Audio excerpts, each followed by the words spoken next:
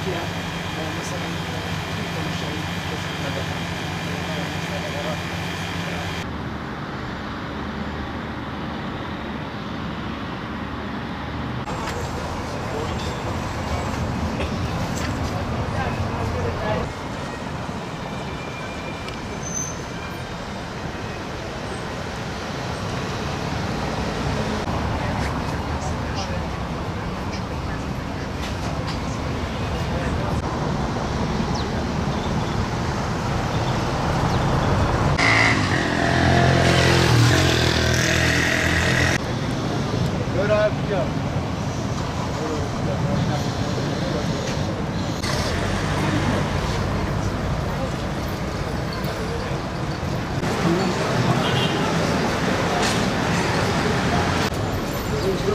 ماشي عم وزا والله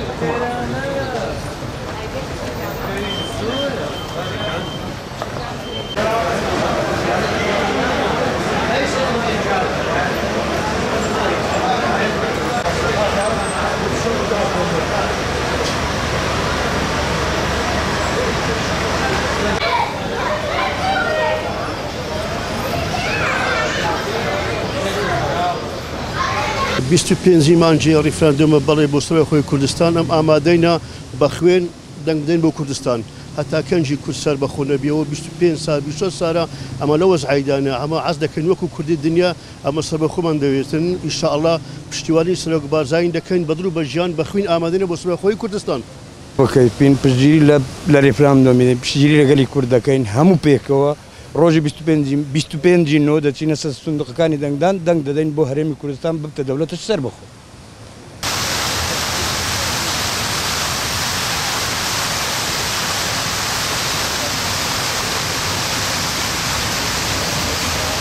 ریفراندۆم لە کاتی خۆی دەکرێت ئینشاڵڵا ئەمەش وەک ملەتی کورد هەموو لەگە ریفراندۆمین ئەزمانەیە سەر بەخۆ بین وەک هەموو دنیای سەر بەخۆیە دەوڵەتی خۆی ئەمەش دەمانێت دەوڵەتی خۆمان ڕابگەین و سەر بەخۆ بین.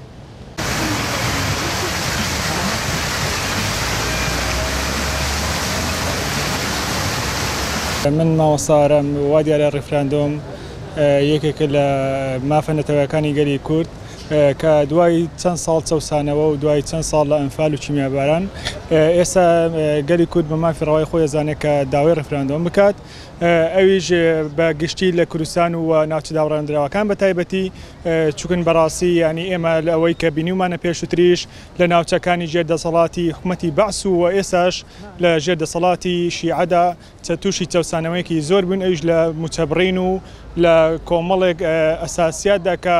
بۆتە هۆی ناخۆشی یان بۆتە هۆی کەم دەرامەتی لە نێوان گەلی کووردا و ئەمە ژوای کردووە کە گەلی کورد داوای سەربەخۆیی بکات.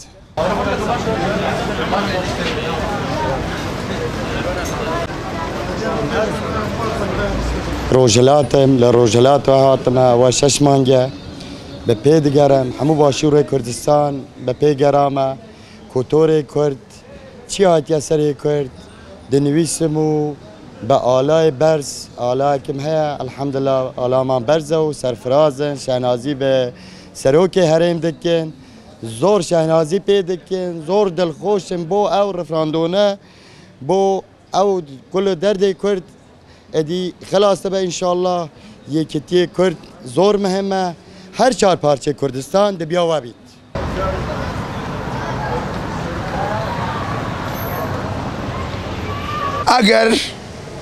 ئەگەر جیرانەکانمان دەوڵەتی جیرانەکانمان ئەولا ئێستا ئێمە لە کۆبوونەوە داینا ئینشاڵڵا ئێمە دەیکەین ئەگەر ڕێگامان پێ بدەن و ڕێگەشمان پێ دەدرێت ئینشاڵڵا ئێمە وەفتمان لە بەغدایە لەسەر ئەو مەسەلەی سوتە بەغدایە وەفتمان ئێران سوتە ئێران تورکیا ئێمە هەمومان ئێستا کۆبوونەوە هەمومان دەنجی خۆماندایە و هاتینە قسەی خۆمان کردێ و ئێمەش ئێستا چاوەڕێ ئەو وەزعی دەکەین نەتیجەمان بدەنێ ئەمە دەیکەین و حەقی خۆمانە ئینشاڵڵا ئەگەر مەجال هەبی دەیکەین.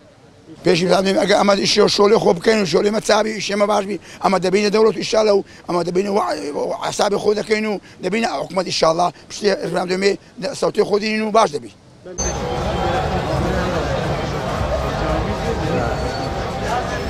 وڵای بۆ سەربەخۆیی بەڵێ من ناوم خەلیل مەجیدە خەڵکی شاری هەولێرم لە کوردستانی ڕۆژهەڵات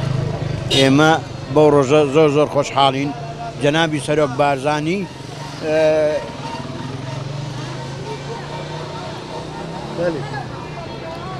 ئینشاءڵڵا کورد دەبتە حکومەتێک سەربەخۆ نەجاتمان دەبێت لە دەست تورک و عەرەب و عەجەم سەرکەوتنش هەر بە سەرۆک بارزانیە حتا بارزانی مابێ ئێمە خوڵامین حتا بارزانی مابی ئێمە کوردپەروەرین حتا بارزانی مابی ئێمە هەر ئاڵای کوورد هەڵدەگرین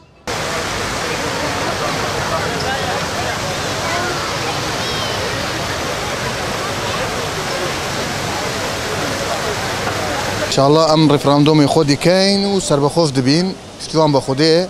وكي هر قالكي ازاد سر كوري ارزي ان شاء الله باف دبيت فتوان بخودي وبارزانيه ان شاء الله ام برو بيف دتين ام هيفي دارين يعني بديالوج نا بشرو با اويدي هيفي دارين بروسيما بافتيانا بريفا بشيت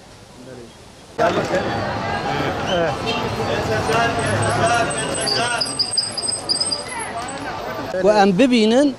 ما حتی نها وی هایال هان دکر ایرو گاوا آوا هایال هاته ارته ام دخوازن ام ویا ببینن به چعب خواه ببینم گوی خوش ببین هر روزه کی تاریخیه آوا جمعه کردار را ایلکیویه عاوليوية وأنبي دولتا كردا بشعب خوا ببينن هي ياشي محفتيوية كي وأز دبينم أز برش خواراي خورها ممنونة أو برا قل قارشي من قوا يكيتيا مهبة أم القارشي بيجي تشتك بما ناك إن شاء الله أمي بسر كبر زور خۆم بە خۆشحاڵە زانم بۆم ڕیفراندۆمە وەکو کوردێ یەکەم کەس دەنگم داوە بە ڕێگای ئەنتەرنێت زۆر پێم خۆشە سەر بکەوین وەکو کوردێک وەکو وڵاتەکانی کە یەکێ وەکو وڵاتی سوید بڵێن 9 ملیۆنە حەقی داوە بە هەموو کەسێک ئازادە هەموو کەسێ لەوێ ئەژێت مش حەزەکەم وەکو کوردێک کە وڵاتم هەبێ جاروایە سویدێ پرسیارم لێکاڵێەوە 45 ملیۆن 50 ملیۆن نفوسن بۆیە تاکوی سە وڵاتتان نیە منیش هیچ جوابێکم پێ نییەکەوە کە پێی بڵم بۆیە وڵاتمان نییە ئێمە تا چەند ساڵە ژێر دەستە بووینە چەند ساڵە هەچ کەسێ بێ دێمانی داوە ئەنفال کراوین دەربەدەر بووینە منش حەزەکەم وەکو وڵاتەکانی کە وڵاتمە بێ لە ژێر پەرچەمی خۆمە سەری بۆ دابخەم و زۆر پێ خۆشحاڵم ئیسا لە ناو براکانم لە ناو کەسەکانم منش وەکو کوردی ئەم شەو سەفەرەکەم زۆر پێم خۆش بوو بەشداری لە قەناتەکەتان بکەم هیوادارم بۆ هەموو گەلێکی کورد سەر بکەوێت لە هەر چوار پارچەی کوردستان کوردی دیاربەکر برای منە کوردی ڕۆژهەڵات برای منە کوردی هەموو کوردێک کەسی منە مش حەزەکەم سەرکەوتوو بم وەکو وڵاتەکانی کە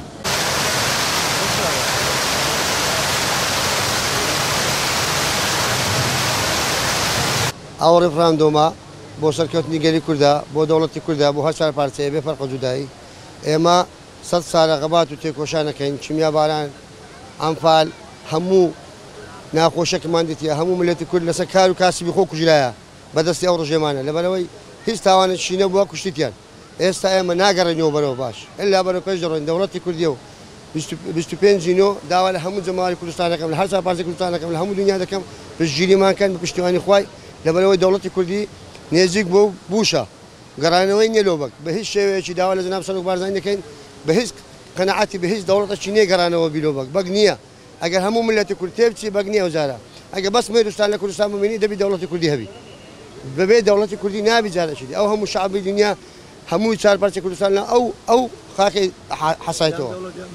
نان دەوڵەت نامبردن بە دەردی گوتی ئێمە گەڕانەوەمان نییە داواتان لێ دەکەین لە هەموو جەماعەتی کوردستان 25 و هەر کەسێکە لە ئاقاسی خۆی لە ماری خۆی بەرەو سندوقی دەنگدان بڕوا بەدڵسۆزانەوە بە حەماسەکی گەورە و خۆش بەرەو سندوقی دەنگدان داوا و نەکا لە هیچ کەسێکی لە بەقسە هیچ کەسێک و لایەنێک نەکا هەر کەسێک بێ نەخێر ئەوە کورد نییە ئەوە ئیسلام نییە ئەوە ئەخلاقیشی نییە شەرەفیشی نییە لەبەر ئەوەی مال و منداڵی کورد هەر لەژێر کوشتن و گرتن و تۆقاندندا بووە هیچ دەوڵەتێک ڕحمی بۆمە نەکردێ نە عەرەب نە تورک نە فارس هەر کوشتیتی